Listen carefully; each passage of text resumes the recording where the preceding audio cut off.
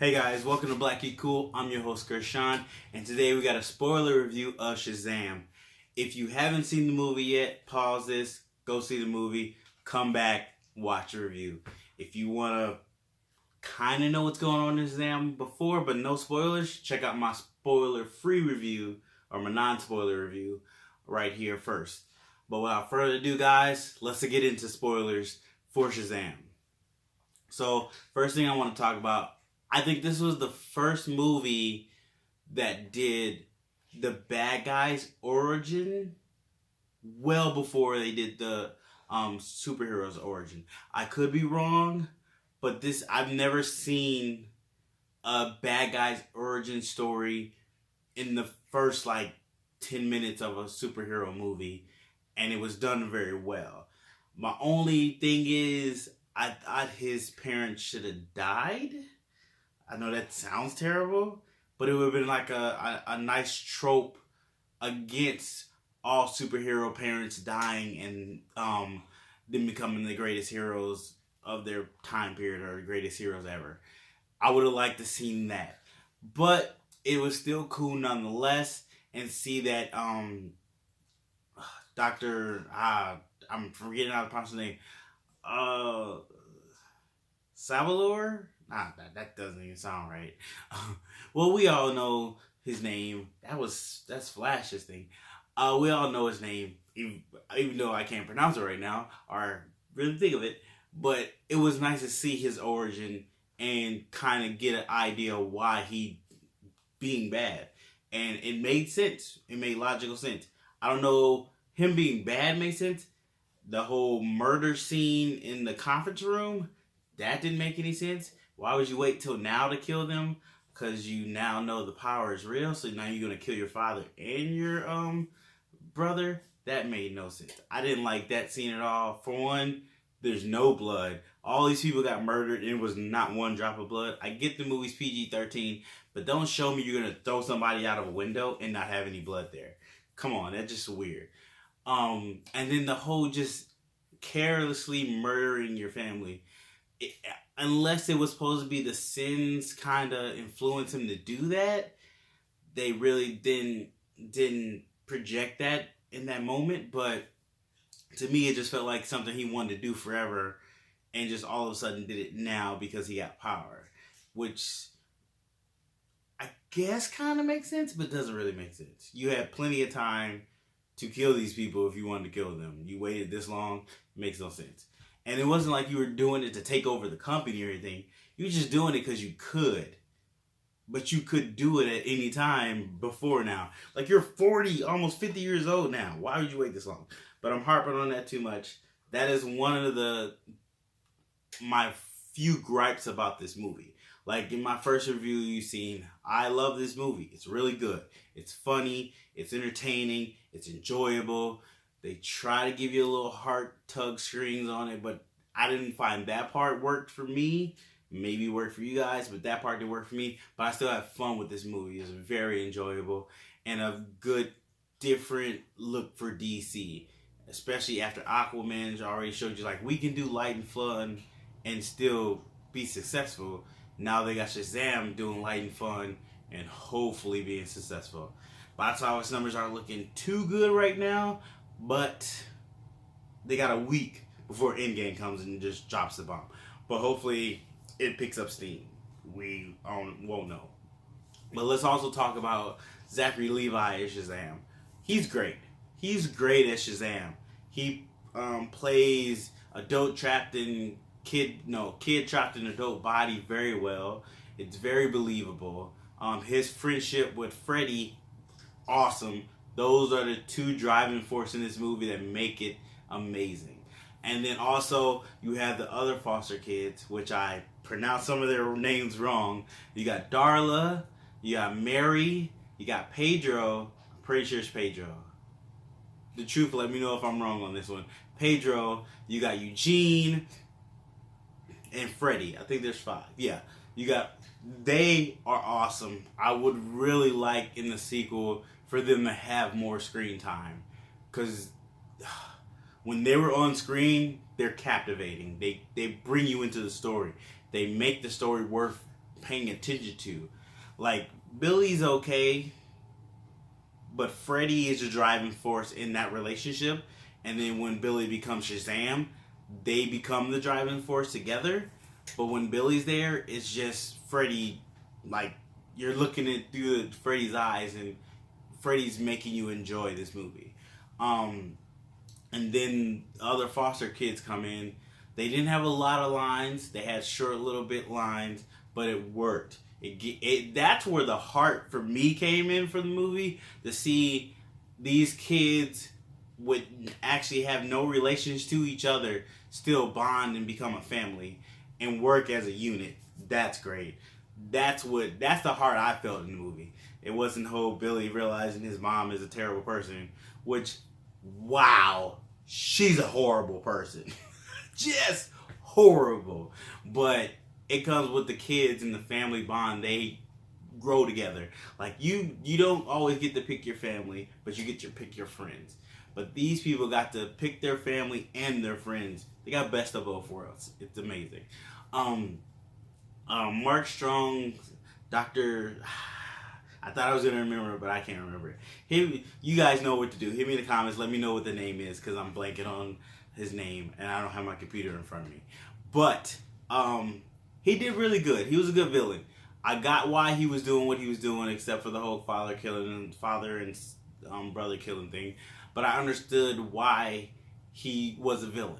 He wanted that power. He felt he deserved that power. He felt he got tricked out of that power. And he spent his whole life trying to find that power again. I got that. That made sense. That was logical. They did make him become a little stupid after he got the sins.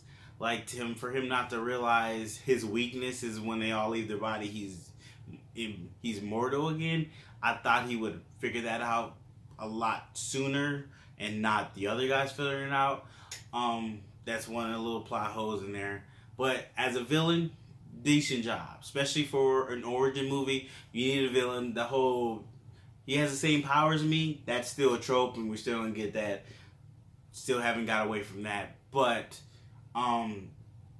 it works. It works for what it needs to work for. So that's all that matters to me. There was a couple times where Freddy would figure some stuff out. And I was like, how did he figure that out without being there? Like, when Mark Strong, because I forget the character's name, he threw the batarang and it hit him in the head, and he was bleeding. Freddy couldn't see that from where he was, but he figured out that, if he doesn't have the sins in his body, he's back mortal. He couldn't see it, so he couldn't figure it out. That's a little bit of a plot hole. I think that would have been easier fix. They could have fixed that real quick. I don't know if anybody noticed that but me, but that was terrible. Unless I'm remembering wrong, but I think that was it, how it was. That he figured that out without being able to see that he got hurt. It was just like, if the sins are in him, he can get hurt.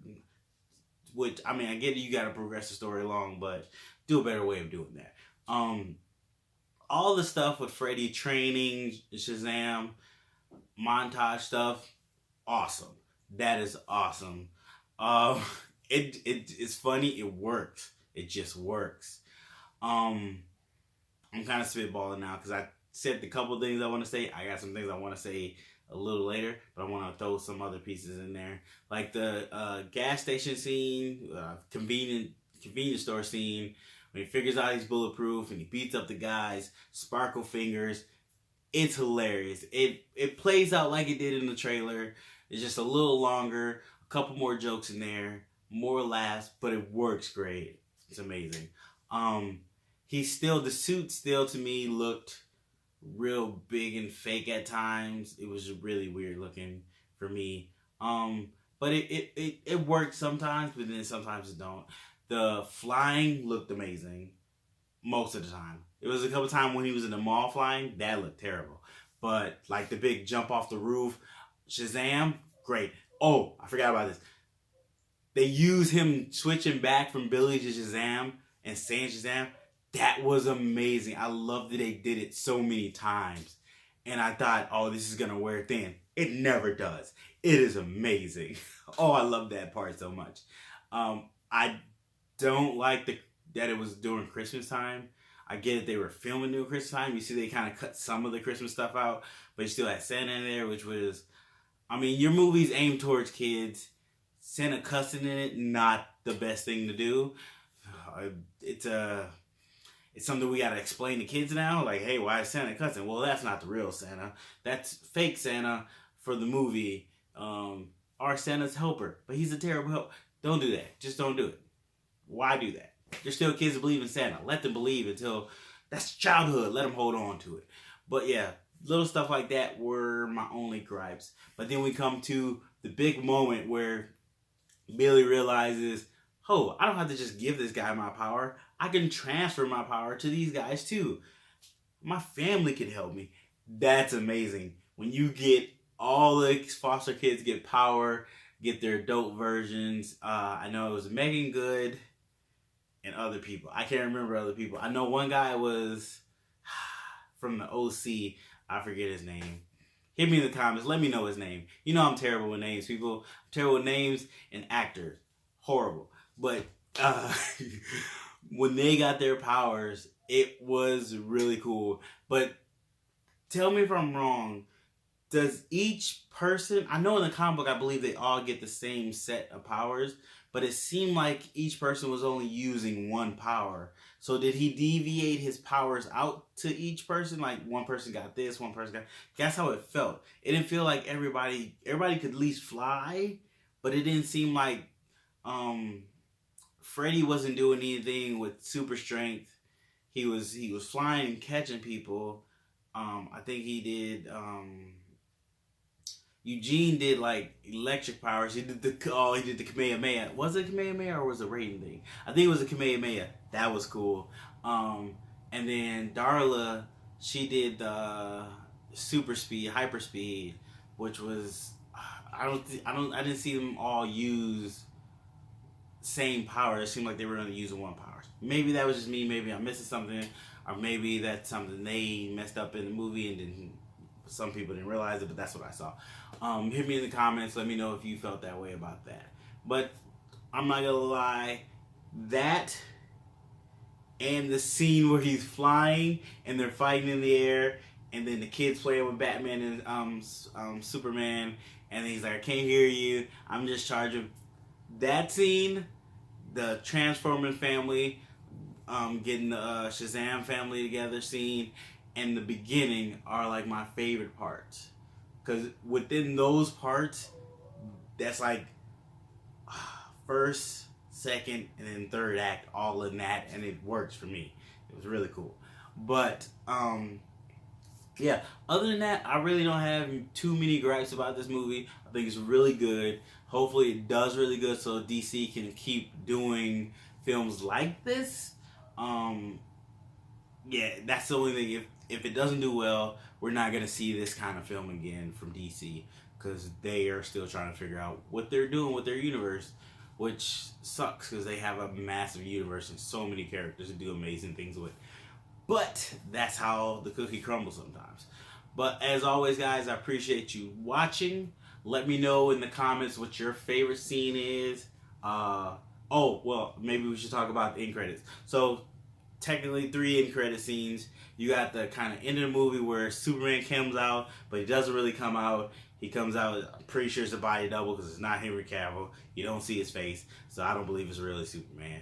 That sucked. If you were going to do that, just don't do it. I'd rather you do it to where he's like flying and Shazam flies to try to catch up with him. That'd have been better, but body double thing, that was terrible. Second end credit scene, I don't know Shazam very well. I'm going to put that out there. I'm not a big reader on Shazam. I know some of his stuff through comics, through like 2 or 3 comics, but most of his stuff through the cartoons that I've watched on him are him being in the Justice League, blah, blah, this. So I figured, I did look something up that the Worm Dude is within the new Shazam comic books from the last like 5 or 6 years. So he's a different character altogether. He's supposed to be super powerful and can corrupt the fabric of time and dimensions and all this stuff. So that's an interesting way to go with Shazam. it's definitely a bigger world-ending threat, which is always good. Elevate one movie, elevate to the second movie, make it bigger and better. Always good. But then the last end credit scene was the whole Aquaman joke, which is a good joke, which should have been in the movie and not an end credit scene. Sorry, that's how I felt. Should have been in the movie, not an end credit scene. That seemed like something they just tacked on. I'd rather that have been in the movie. But it was a good joke. It was funny. And you acknowledge that Shazam is in the same universe as Aquaman. So that means Shazam is in the same universe as Batman, Superman, Wonder Woman, all the other superheroes. Except Flash, because I think he's not in that universe anymore. Or in Cyborg, he's not in the universe anymore. Because he's probably in recast. But that's other news. But yeah, those are end credit scenes. That's my spoiler review of Shazam. Let me know what you guys thought. Let me know what was your favorite scene in the movie. What you did like, what you didn't like, what you think they can improve on in the sequel. If it gets a sequel, hopefully it does good and it does get a sequel. But thanks for watching, guys. As always, you can catch me at Black Geek Cool on Instagram, Twitter, and Facebook. And of course here on YouTube. Hit the subscribe button if you haven't subscribed already. And you're a new viewer, hit the like button if you like the review. Or hit the thumbs down button if you didn't like the review. Just give me feedback. I can change some stuff up. But as always, guys, appreciate you watching. And I'll catch you guys in my next video.